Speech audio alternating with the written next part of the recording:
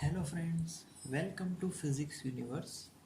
Now today our topic is Standard 12 Chapter 1 1.12 Dipole in a uniform external field.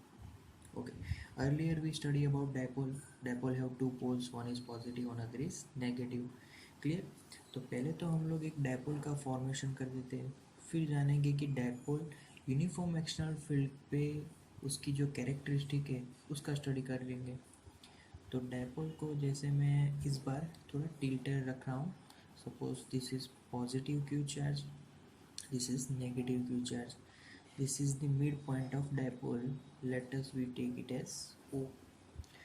We know that distance between these two charges, we can say that it is 2a. Clear?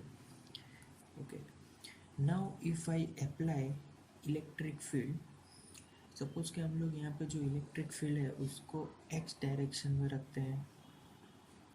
ये जो electric field है ना, अभी uniform electric field है। तो पहले तो what is uniform electric field? तो uniform electric field, that electric field have same value on each and every point. Suppose के यहाँ पे जो इलेक्ट्रिक फील्ड की वैल्यू है वही इलेक्ट्रिक फील्ड की वैल्यू यहाँ पे भी होगी, यहाँ पे भी होगी, सभी जगह पे वो इलेक्ट्रिक फील्ड वैल्यू सेम रहेगी। And electric field lines of uniform electric field is parallel to each other. It is completely parallel to each other. Clear? तो जब कभी भी हम लोग डायपोल को एक्सटर्नल इलेक्ट्रिक फील्ड पे रखेंगे तो डायपोल पे फोर्स एग्जर्ट होगा, क्योंकि पॉजिटिव चार्ज है, नेगेटिव चार्ज से डायपोल बना है। तो सपोज के पॉजिटिव चार्ज है, positive charge in the effect of external field always exerted force on its own direction. तो यहाँ पे पॉजिटिव चार्ज पे जो फोर्स लगेगा it is in x direction, that is plus q E force. Clear? Similarly यहाँ पर negative charge है, उस पर अगर फोर्स की बात करेंगे तो it is exactly opposite to the direction of electric field, so वो नेगेटिव एक्स डायरेक्शन में लगेगा। Force is denoted as minus q e. Clear? तो एक जो डायपोल है हमारा, जो एक सिस्टम है, ये एक डायपोल थी हमारी। तो इस डायपोल में दोनों फोर्स अपोजिट डायरेक्शन में लगेगी। जैसे कि हमारा ये जो पेन है उसको ही हम लोग एग्जांपल लेंगे।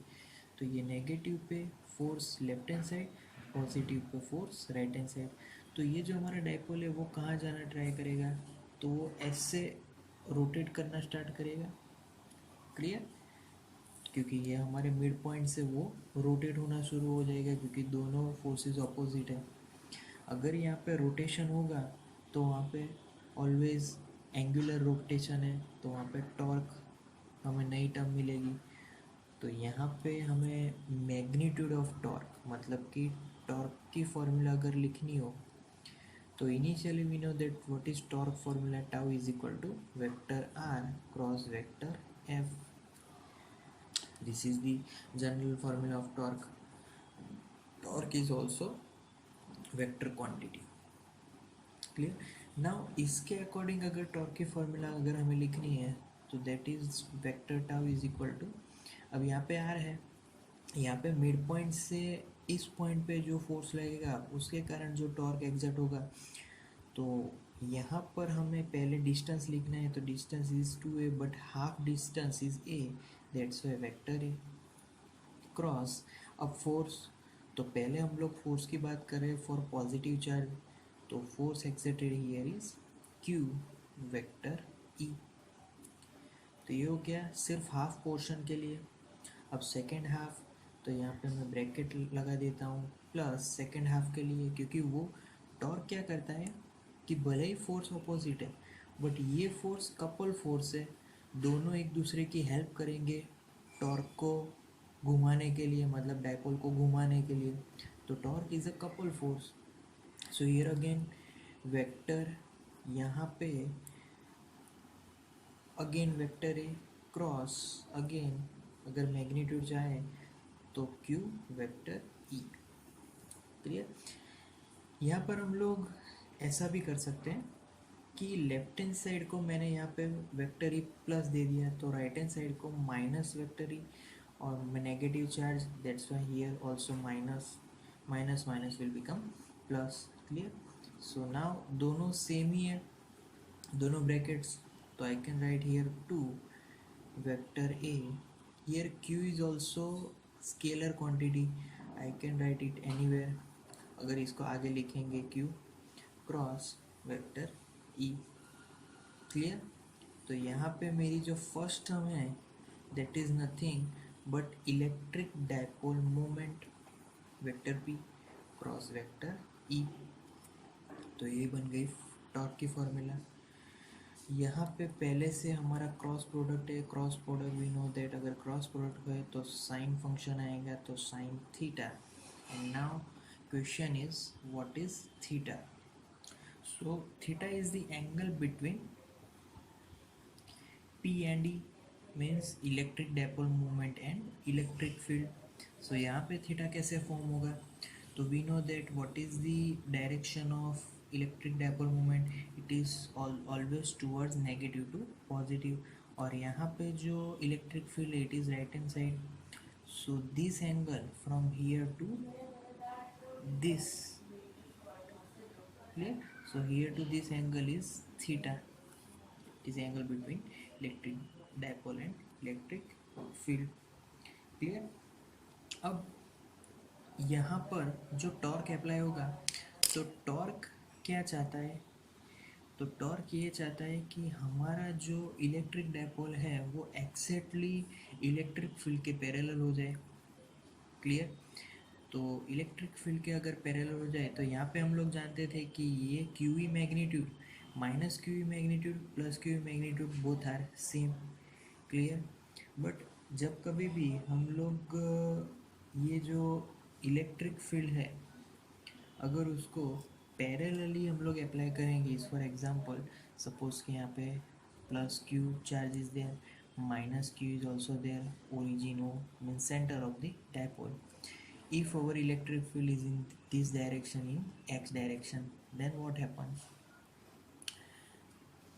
So we know that on negative charge force exerted opposite minus QE, on positive charge force exerted in the direction of electric field plus QE charge. Clear? तो दोनों एक दूसरे के ऑपोजिट लगेंगे and again what is the direction of electric dipole? It is left hand side, so left hand side is P direction and right hand side is E direction, so both are exactly opposite to each other. Whenever they are opposite to each other it is called anti-parallel dipole. Clear? Okay यहाँ पे अगर हम लोग बात करेंगे, suppose कि हमारा जो इलेक्ट्रिक फील्ड है वो नॉन यूनिफॉर्म है। अगर यूनिफॉर्म होगा तो force will be zero, positive and negative. But अगर नॉन यूनिफॉर्म है तो कोई एक फोर्स ज़्यादा हो जाएगा। सपोज कि ये फोर्स ज़्यादा है, अगर ये फोर्स ज़्यादा है तो हमारी पूरी dipole move toward the right hand side direction. Suppose कि यहाँ पे फोर्स ज़्यादा है तो our whole dipole will move toward the left hand direction. Clear? तो यहाँ पे एंटी पैरेलल क्यों हुआ? क्योंकि P और E की डायरेक्शन टोटली ऑपोजिट है। Now suppose minus Q charge left hand side plus q charge right hand side and our electric field direction is right hand side, then what happens? So negative charge have opposite direction, positive charge is in that direction, but what is the direction of dipole? Dipole direction is from negative to positive, so vector P, similar vector E here, both are in same direction, so they are called parallel dipole. Clear? क्योंकि P और E दोनों की direction same है, they are in same direction. Okay अब ये जो हमने पूरा डायपोल का जो भी स्टडी किया, अगर उसको एग्जाम्पल से अगर समझना है, यहाँ पर तो हमने यूनिफॉर्म एक्सटर्नल फील्ड लिया, but non uniform external field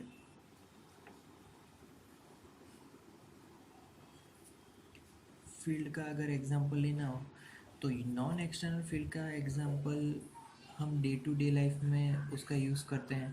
तो डे टू डे लाइफ में कैसे यूज़ होता है उसका, तो जब कभी भी हम लोग ड्राई हेयर में अपना जो कॉम्ब है उसको रब करते हैं और देन हम लोग उसको जो कागज़ है उनके पीसीस के अगर नज़दीक लाएंगे तो what happens, the pieces of our paper will attract towards the comb. Why? Because comb have its own charge. Due to that charge it have external field, but that field is non-uniform external field, non-uniform, क्योंकि उस पर जो charge distribution है वो continuous charge distribution नहीं होने वाला है। That's why it will produce non-uniform external field and that's why paper will move towards the comb. अगर यूनिफॉर्म होता तो फिर पॉजिटिव और नेगेटिव जो अपने कागज़ होता है उसके पॉजिटिव और नेगेटिव दोनों पे सेम चार्जेस लगेंगे, but both are in opposite direction, तो कोई मूवमेंट नहीं होगी, there is no force. But due to non uniform external field there will be force and paper pieces will attracted towards the comb. Clear? Thank you for today.